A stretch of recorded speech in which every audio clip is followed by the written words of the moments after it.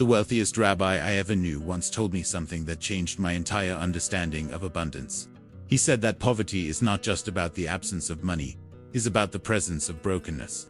And this brokenness, he explained, begins not in your bank account, but in the four walls of your home. Right now, as you listen to these words, there are broken things surrounding you. A chipped plate, a cracked mirror, a door that no longer closes properly, a lamp that flickers.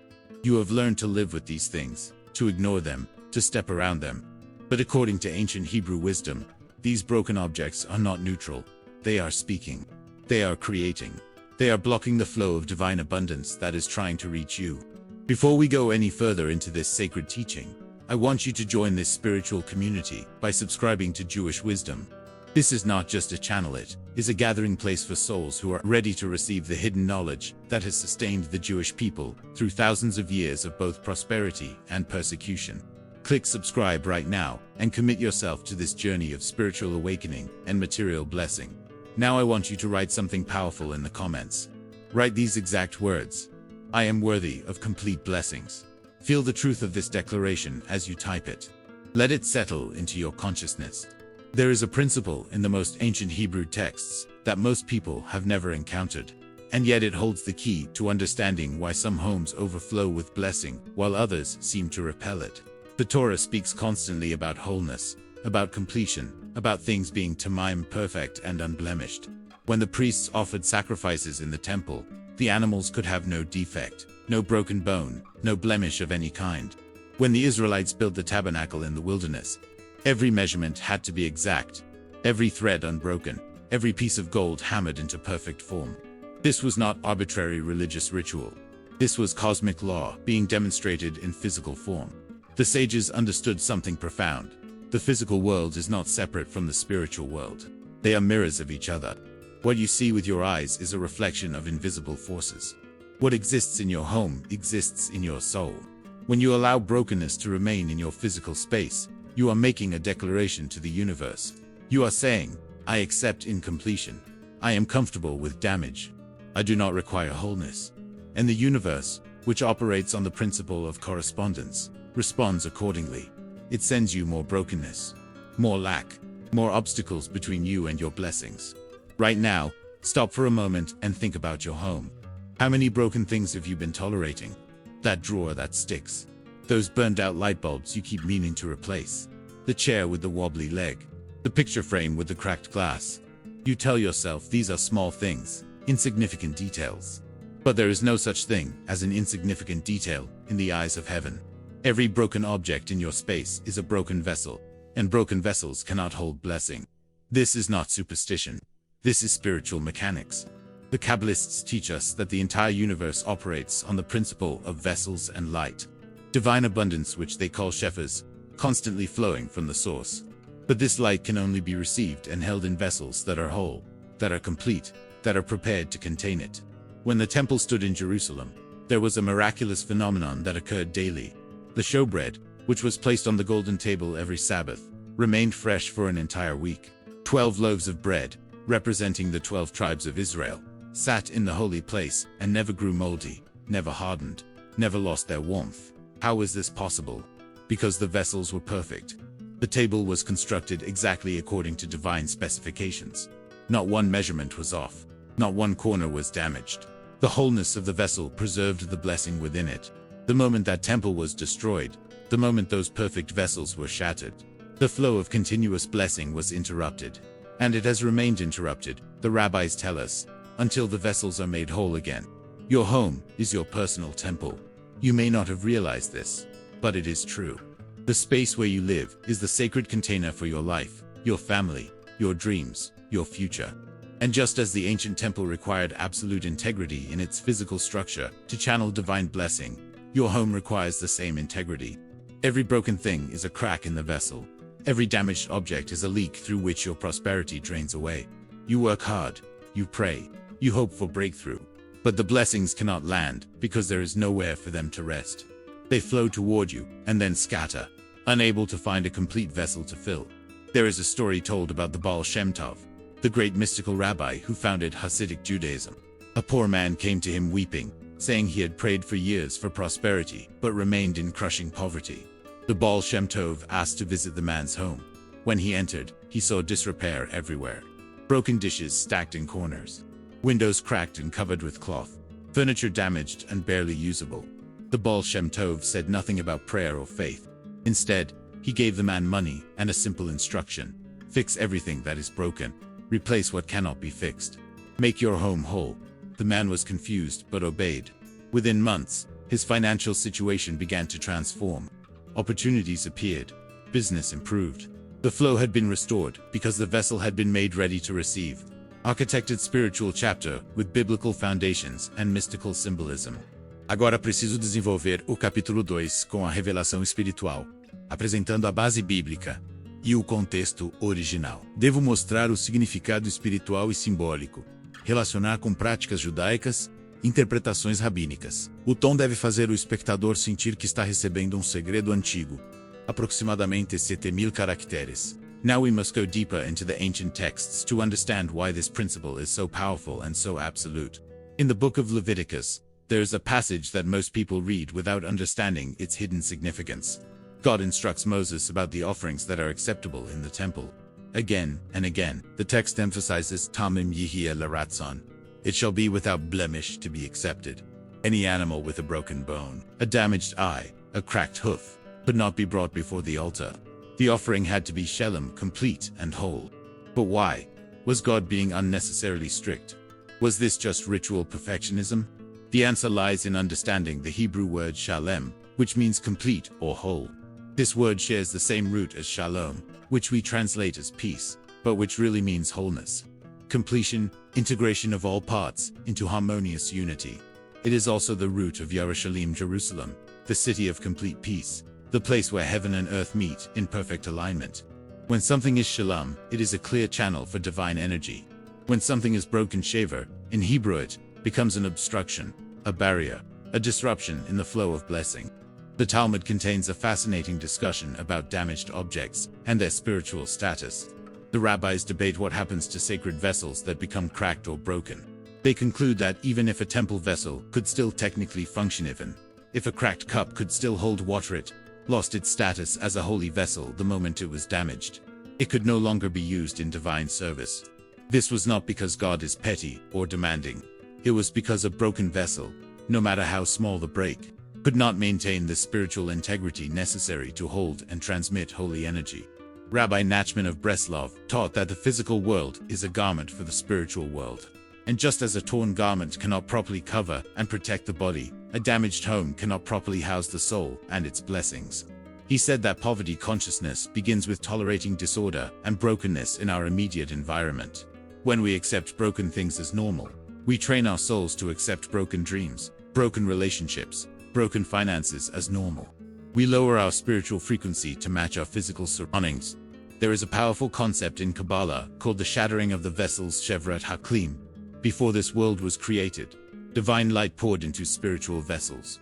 But the light was so intense that the vessels shattered, scattering sparks of holiness throughout creation. The entire purpose of human existence, according to this teaching, is tikkun, repair and restoration. We are here to gather the scattered sparks, to fix what is broken, to restore wholeness to a fractured universe. This cosmic repair work does not begin with grand gestures or mystical meditations. It begins in your home, with your broken chair, your cracked window, your damaged possessions. When you repair what is broken in your physical environment, you participate in the repair of the cosmos itself. You aligned yourself with the divine work of restoration. In the book of Exodus, when God instructs Moses to build the tabernacle, the specifications are given in extraordinary detail. The exact measurements of every board, the precise number of loops and clasps, the specific mixture of oils and spices. Nothing is left to chance. Why such precision? Because the tabernacle was designed to be a dwelling place for the divine presence, and the divine presence can only rest upon perfection, upon wholeness, upon completion. The Zohar explains that when something is built or maintained with such care and attention, it creates a Merkava, chariot or vehicle for spiritual energy to descend into the physical world. Your home is meant to be your personal Merkava, your personal tabernacle. It is the space through which blessing descends from the upper worlds into your tangible reality. But if the structure is compromised, if the integrity is damaged, if brokenness is present and ignored, the channel becomes blocked. It is not that God withholds blessing from you, it is that the pathway is obstructed by your own tolerance of disorder and decay. The prophet Haggai spoke to the Jewish people after they returned from Babylonian exile. They were struggling financially, working hard but seeing no increase, planting much but harvesting little. God spoke through Haggai and said, "Consider your ways.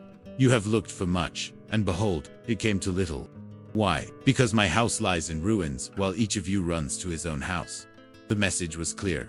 When the sacred space is neglected, when the vessel meant to hold divine blessing is allowed to remain broken and incomplete, prosperity cannot flow.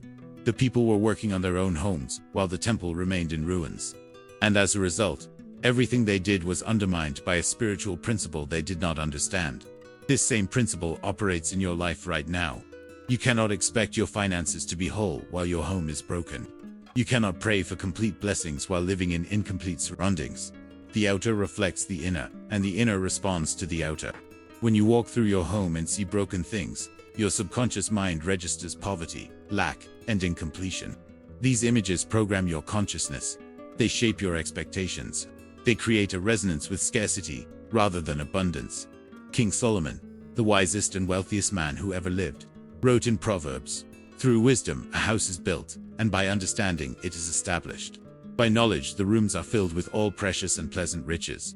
Notice the progression: first wisdom in building, then understanding in establishing, and finally knowledge that fills the rooms with wealth. The house itself must be properly built and established before it can be filled. A broken house cannot be filled with riches, because it cannot hold them. They leak out through the cracks. They escape through the damage. They flow away through the places of incompletion. The ancient rabbis had a practice of examining their homes before major festivals, searching for any crack, any damage, any sign of deterioration.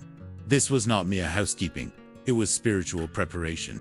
They understood that holidays are times when increased blessing flows from heaven to earth, and they wanted their homes to be worthy vessels, capable of receiving and containing that increased flow. Before Passover, before Rosh Hashanah, before Sukkot, they would repair, restore, and renew. They made their homes shalom, so that shalom could enter and remain. Now that you understand the spiritual principle behind this teaching, the question becomes, how do you apply it?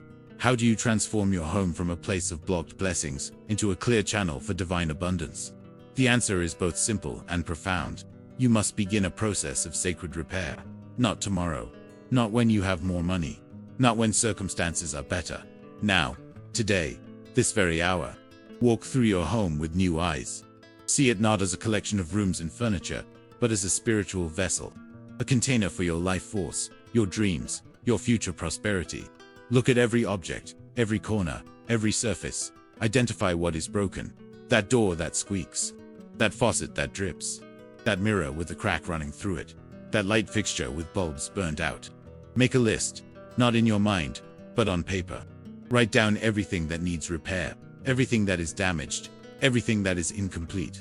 This act of identification is itself a spiritual practice. You are bringing consciousness to what you have been unconsciously accepting. The Talmud teaches us a principle called kal v'chomer. Something is true in a small matter. How much more so in a great matter? If you cannot be faithful to fix a broken cup, how can you expect to be entrusted with great wealth? If you cannot maintain order in a single room, how can you manage an abundant business? The universe is watching how you steward what you already have. God is observing whether you treat your current blessings, even the small ones, with respect and care. Your cracked plate is a test. Your broken chair is a test. Your damaged possessions are tests of your readiness for increase. Begin with the smallest things. Do not overwhelm yourself by trying to repair everything at once. Start with one broken object. Fix it completely. If it cannot be fixed, remove it from your home. Do not keep broken things out of sentiment or thrift. A cracked vase that belonged to your grandmother may hold emotional value, but if it is damaged beyond repair, it is blocking energy flow in your space. Honor the memory differently. Take a photograph, write down the story, but remove the broken object. The Zohar teaches that damaged vessels become dwelling places for clipped husks, or shells of negative energy that feed on decay and incompletion. As you repair each item, do so with kavanah, with spiritual intention. Do not just fix the door, but as you tighten the hinge, declare aloud, "As I repair this door, I open the door to blessing in my life." Do not just replace the light bulb, but as you restore the light, Say, as this light is made whole, let the light of prosperity illuminate my path. Every act of physical repair becomes a prayer in motion, a declaration to the universe that you are ready for wholeness in every area of your existence. There is a beautiful practice in Jewish tradition called Hitter Mitzvot, beautifying the commandment. It is not enough to merely fulfill an obligation. You should do so in the most beautiful way possible. Use the finest objects. Create the most pleasing atmosphere. This principle extends to your entire home. It is not enough to simply not have broken things. You should strive to make your space beautiful, pleasant, uplifting. Beauty itself is a spiritual frequency that attracts blessing. King David wrote, "One thing I have asked of the Lord, that will I seek, to dwell in the house of the Lord all the days of my life, to gaze upon the beauty of the Lord." There is power in beauty. There is holiness in aesthetics. A beautiful, well-maintained home is a magnet for divine favor. Now I want you to write something else in the comments below. Write these words: I am repairing my vessel to receive abundance. Let this declaration mark the turning point in your relationship with your environment and your prosperity. But hear this carefully. The repair work is not just about the objects themselves. It is about the consciousness shift that happens within you as you engage in this sacred work. When you stop tolerating brokenness in your surroundings, you stop tolerating brokenness in your life. When you demand wholeness in your physical space, you begin to demand wholeness in your relationships, your work, your health, your finances. The external work trains the internal reality. Your soul learns a new standard. Your spirit rises to a new frequency. Rabbi Elimelech of Lizensk taught that every physical action performed with spiritual awareness becomes a spiritual action. When you sweep your floor with the intention of clearing away obstacles to blessing, you are not just cleaning, you are performing a mystical act that affects realms beyond the physical. When you organize your closet with the awareness that order in your space creates order in your finances, you are engaging in practical Kabbalah. The ancient mystics understood that there is no separation between the material and the spiritual. They are different expressions of the same divine reality. Make this a daily practice. Before you go to sleep each night, walk through your home and look for anything that needs attention.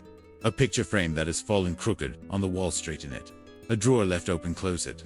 A dish left on the counter, wash it and put it away. These small acts of completion and order, before you rest, send a message to your subconscious mind and to the spiritual forces that govern abundance. I honor my space. I maintain my vessel. I am ready to receive. In the morning, before you leave your home, take a moment to stand at your doorway and speak a blessing over your space. You can use the ancient Hebrew blessing or create your own words. Say something like, "May this home be a sanctuary of peace and prosperity. May every room be filled with blessing. May this dwelling place be whole and complete, a clear channel for divine abundance to flow into my life." The doorway itself is significant, is the threshold between the inner and outer worlds, the place where spiritual energy enters your domain. Bless it, honor it, recognize its importance in the architecture of your abundance. Architected emotionally resonant chapter with symbolic narrative and transformative arc. Let me tell you about a woman I will call Sarah, though that is not her real name. She came from a family that had known poverty for generations. Her grandmother had been poor. Her mother had been poor. Sarah herself, despite working 2 jobs, could barely make ends meet. She was exhausted, discouraged, and increasingly bitter about her circumstances. She had tried everything: budgeting, additional education, new employment opportunities, but nothing seemed to change the pattern. Money came in and immediately flowed out. There was never enough. There was never rest. One day, a friend invited her to a Torah study group, where an elderly rabbi was teaching. The rabbi spoke about the principle we are discussing now, how brokenness in the home blocks blessing. Sarah felt something stir inside her as she listened. That evening, she went home and truly looked at her apartment for the first time in years. It was shocking. Nearly everything she owned was damaged in some way. Her couch had tears in the fabric that she had covered with blankets. Her kitchen table wobbled because one leg was shorter than the others. Several cabinet doors hung crooked on broken hinges. Light fixtures throughout the apartment were missing bulbs. The bathroom mirror had a crack across one corner. She had become so accustomed to all of it that she no longer even noticed. Sarah began to weep, not because she felt sorry for herself, but because she suddenly understood. She had been living in brokenness so long that she had internalized it. She had accepted it as her identity. She was not just tolerating damaged objects, she had become a damaged vessel herself, unable to receive or hold blessing no matter how much flowed toward her. The poverty was not happening to her. She was participating in creating it through her acceptance of disorder and decay. That night, Sarah made a decision.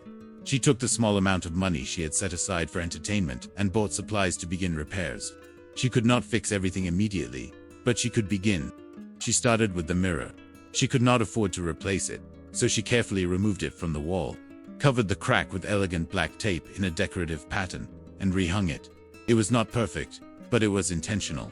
It was her declaration that she would no longer accept brokenness as normal. Over the following weeks, she devoted every spare moment to repair work. She tightened the screws on the table leg until it stood firm. She replaced cabinet hinges one at a time. She sewed the tiers in her couch with thread that matched the fabric. She bought light bulbs and filled every empty socket in her home. As she worked, she prayed. She spoke to each object as she repaired it, telling it that it was worthy of being whole, that it had purpose, that it would now participate in calling blessing into her life. Something began to shift. Sarah noticed it first in her own mind. She started to feel different about herself, more capable, more worthy, more whole. The depression that had shadowed her for years began to lift. She found herself standing taller, speaking with more confidence. Then external things began to change. A neighbor mentioned a job opening that paid significantly more than what she was currently earning. She applied and was hired immediately. Within 3 months, she received an unexpected promotion. Money that had been owed to her for years suddenly was returned. Opportunities appeared from nowhere. Within a year, Sarah's financial situation had completely transformed. But the deepest change was not in her bank account.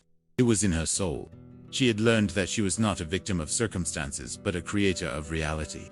She had discovered that the power to change her life had been in her hands all along, hidden in the simple act of refusing to tolerate brokenness. She had become a whole vessel, and whole vessels attract and hold blessing. Now I need you to reflect on your own story. What broken things have you been living with? What damage have you normalized? What disorder have you accepted as unchangeable? Think about your home right now. If you walked through it with spiritual eyes, what would you see? Write your answer in the comments below. Be honest. Say something like, I have been tolerating broken things, but now I am ready to repair my vessel. Or share what specific broken item you are going to fix first. Let your comment be a public declaration of your commitment to wholeness. There is profound wisdom in the Jewish practice of tashlik, performed on Rosh Hashanah, where we symbolically cast our sins into flowing water, releasing what no longer serves us. In the same way, you must be willing to release broken things from your home and your life. Some objects cannot be repaired. They must be removed.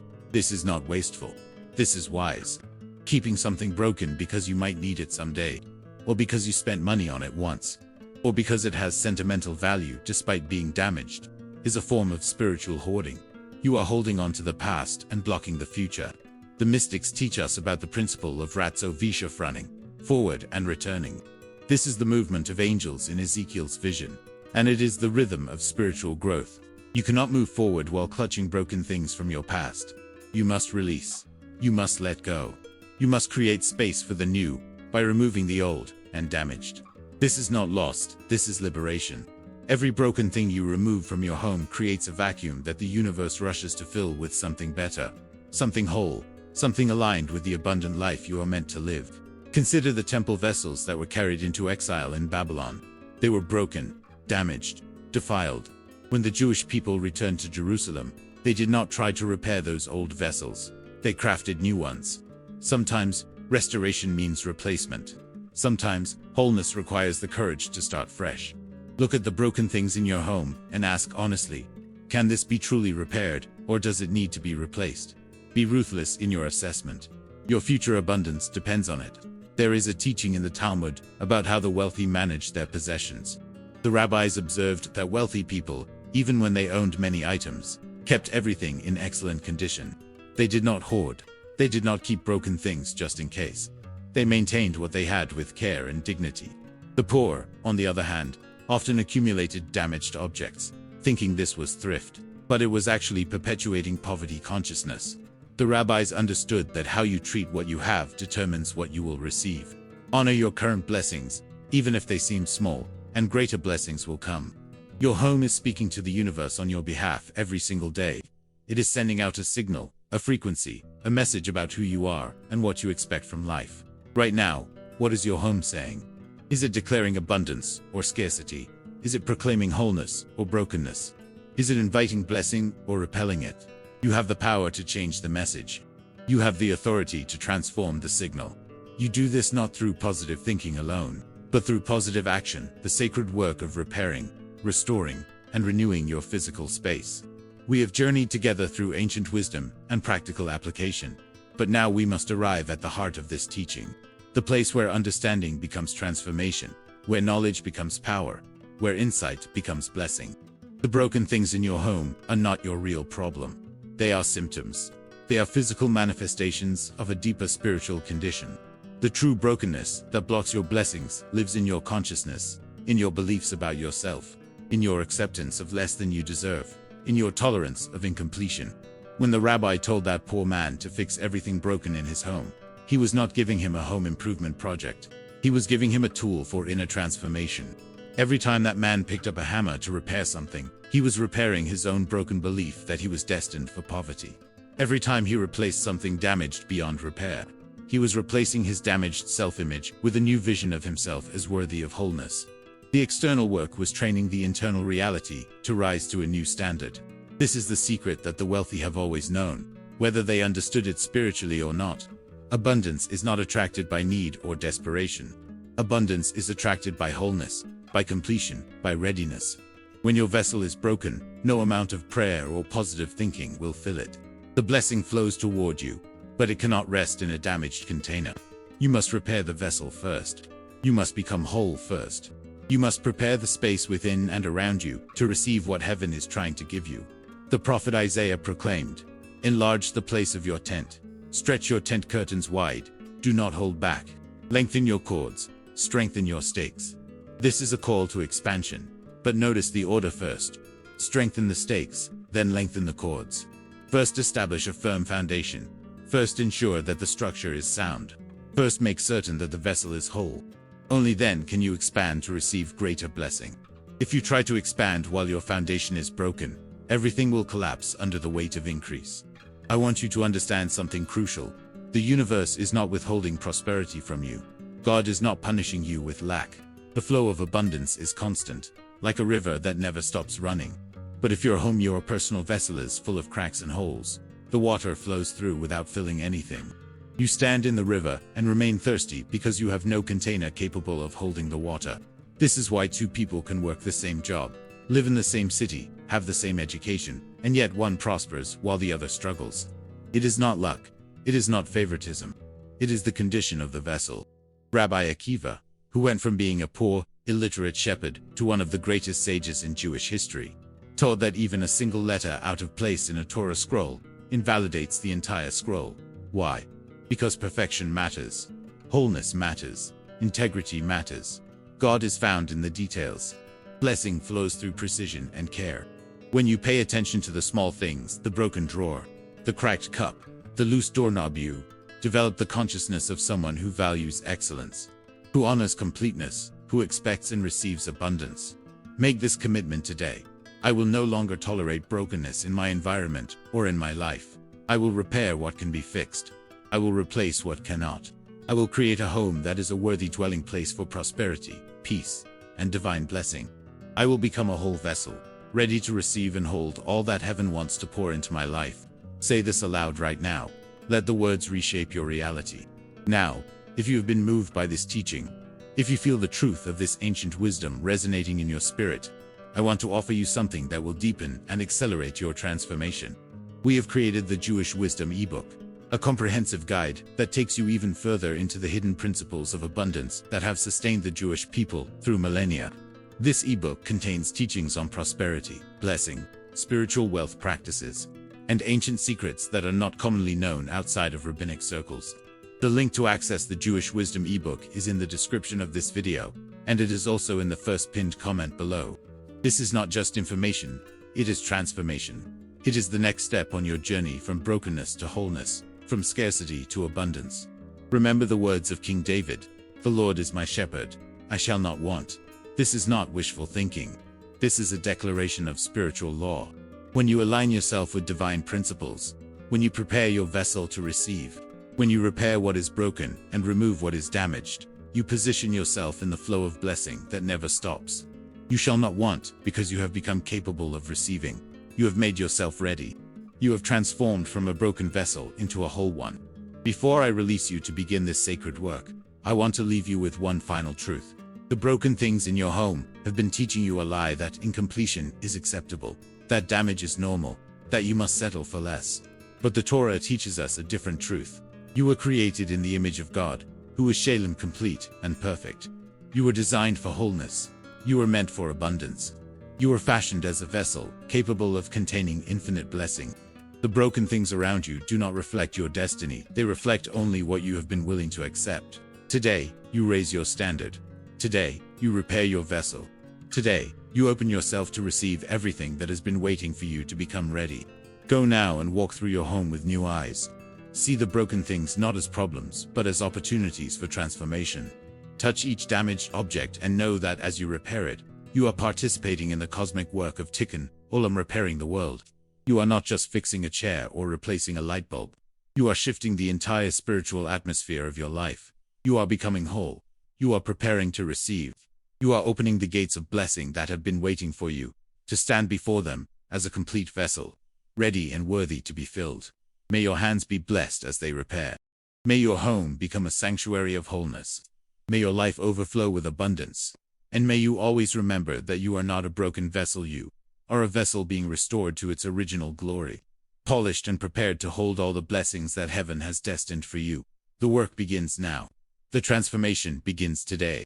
And the abundance that has been seeking you will finally find a place to rest, because you have made yourself ready to receive it.